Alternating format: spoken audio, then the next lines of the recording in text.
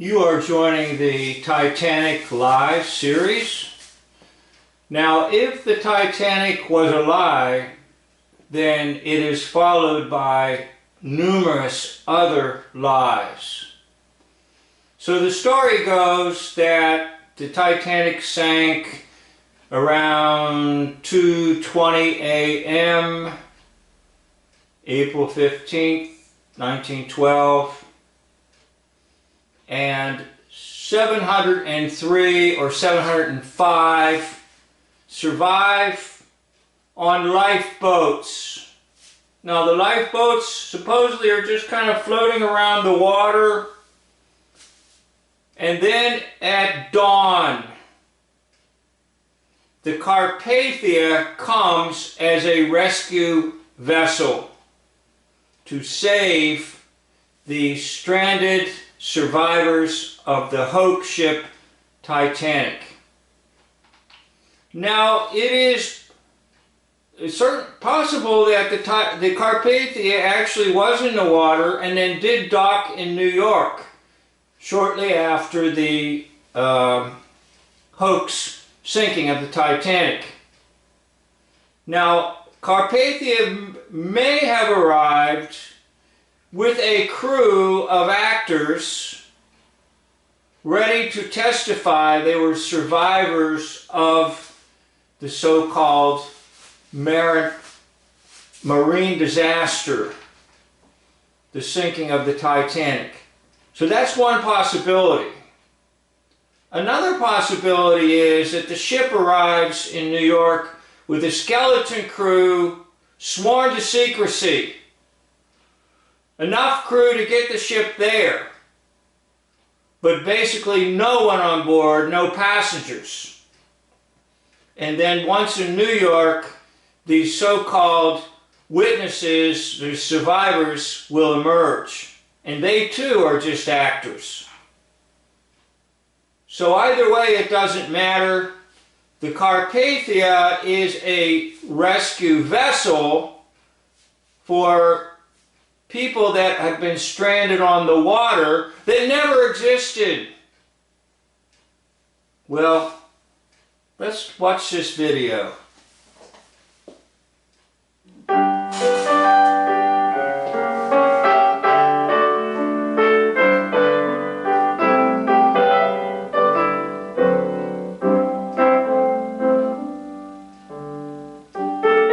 These scenes were filmed on board the Carpathia within a couple of days of her docking at Pier 54, New York. A number of young stewards from the Carpathia act up for the cameras. No, maybe they're acting up because they know the whole thing's a hoax. And they're being paid money to keep their mouths shut. Do they really look like a crew that just picked up a bunch of people floating in the Atlantic? Or do they look like a bunch of young men that are being paid a lot of money to keep their mouths shut and be big heroes? There's laughter, there's joy. Where's all this sorrow? Where's all this tragedy of these deaths and people crying and mourning? And this is the crew of the Carpathia right after they rescue 703 or 705 floating in the waters of the North Atlantic, the icy cold waters. In the early days of cinema, these very long, unedited shots, moving photographs really, were very common.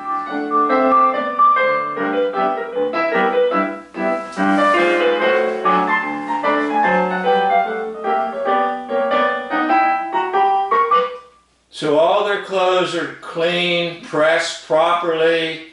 They have on bow tie. But remember now, there was 700 put on that ship. And if it was doing what it was supposed to do, it was a passenger ship from Europe to the United States. Which meant the ship would have been full if it had a full registry of passengers from Europe to the United States. Incidentally, As a little footnote, my grandfather came over on the Carpathia years before the so-called hoax of the Titanic. So the Carpathia has a little tiny significance in my life. But it was a passenger ship. So it would have been extremely crowded. And you're looking at a bunch of crew that has their clothing well pressed, smiles on their faces, laughters and giggles. And they encountered the 705 who were rescued in the North Atlantic.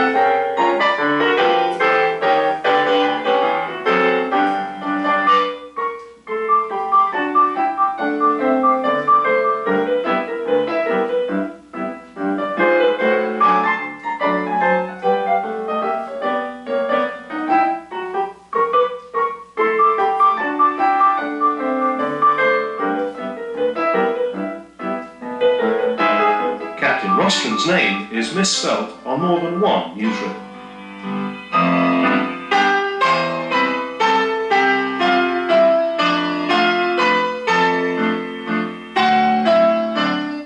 So instead of showing the crew, why don't we show the 703? What kind of footage is this? If they just came out of the waters, the icy waters of the North Atlantic, why are we not interviewing those survivors instead of all this malarkey about the crew? Well, they're just thrilled because they're heroes in the newspapers and in the newsreels.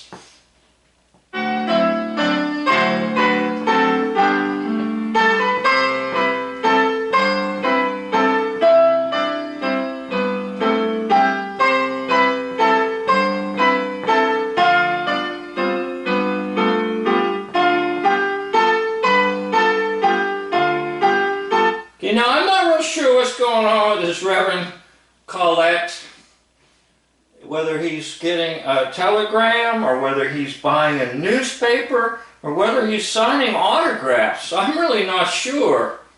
But you take a look at it, you tell me what you think this is all about.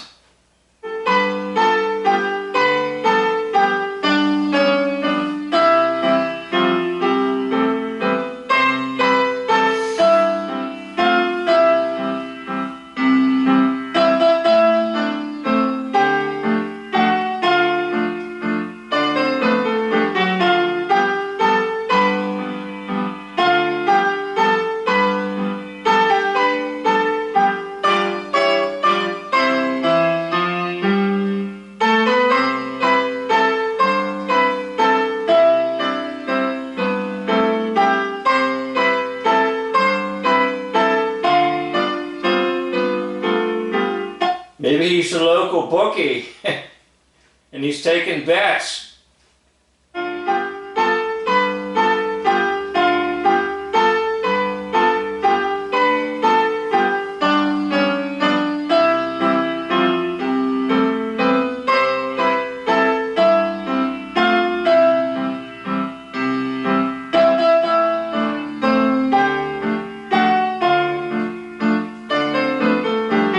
So if he was a survivor, he certainly looked pretty good to me for surviving.